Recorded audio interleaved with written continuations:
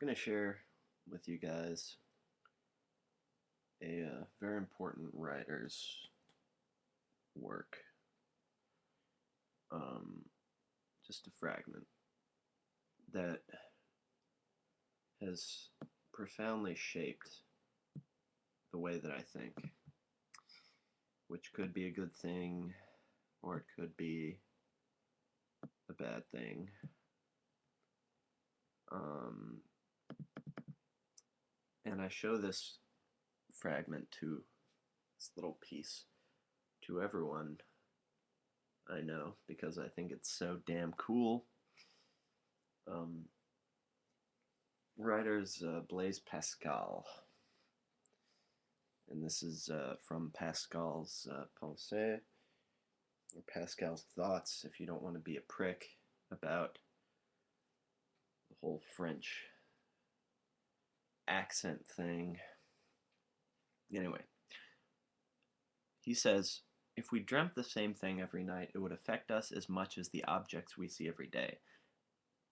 And if an artisan were sure to dream every night for 12 hours duration that he was a king, I believe he would be almost as happy as a king who should dream every night for 12 hours on end that he was an artisan. Okay. If we were to dream every night that we were pursued by enemies and harassed by these painful phantoms, or that we passed every day in different occupations, as in making a voyage, we should suffer almost as much as if it were real, and should fear to sleep, as we fear to wake when we dread in fact to enter on such mishaps. And indeed it would cause pretty much nearly the same discomforts as the reality. But since dreams are all different, and each single one is diversified, what is seen in them affects us much less than what we see when awake, because of its continuity, which is not, however, so continuous and level as not to change too, but it changes less abruptly, except rarely, as when we travel and then we say, "It seems to me I am dreaming." For life is a dream a little less inconstant. This is my reaction to that. A dream is always new to us because it is discontinuous, just like Pascal said. For life is a dream a little less inconstant. It could also be said that before we are dead, memories once clear dissolve a little with each turning point in life, or at least each decade. Hell, even yesterday is not as clear as it was when we lived it. Taking this into account, maybe those memories were blurred when they were not memories, when we had lived them.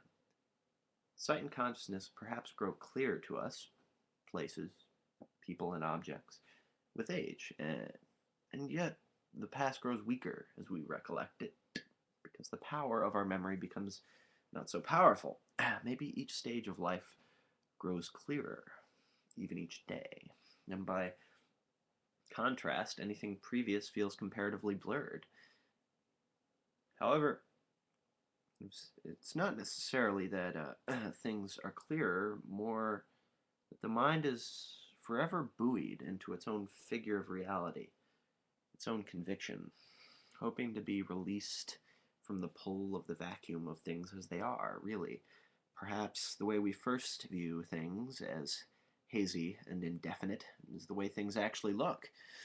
Perhaps the need for the mind to find clarity eventually distorts our vision into false angles and lines while we are seeing them.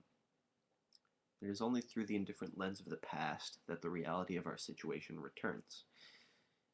However, if all this were true, why is it that the most pivotal points in our lives, the points we remember clearly, are points that are never come across again? It could be that memory loss is caused not by losing the reality of the past from the mind, but seeing your life as what it should be, something small and oblique and unstable, slowly losing relevance, and never fully there to begin with. Something important in that statement. As such, unique points in life that are never come across again are especially clear because they represent the part of us that is infinite and not so puny and not so oblique. It seems to me that what Pascal is saying is that the power of our consciousness is a direct result of the frequency of the events, internal and external, that play out in our lives. However, I think whether reality and the dream state were discontinuous or not, we would still translate the same basic level of consciousness, the same sense of reality. As Pascal supposes, consciousness must be undeveloped if each event occurring does not plot out into any linear story. Since that is what happens after all, our dreams end up being insanely blurred when compared to the hours when we are awake, which are clear as the day on which they happened.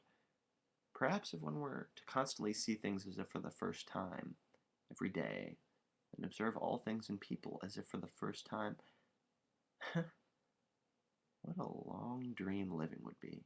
Living is a long and stupid dream. Because dreams have no continuity, they are blurred. It's almost as if the more we gaze at the same thing, the clearer it gets. The things we realize as commonplace are not quite so, and grow permanent to us only over time.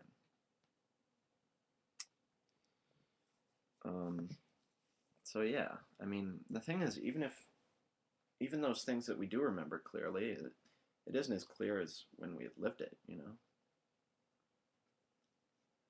But I guess I look at the world and I think it's too clear.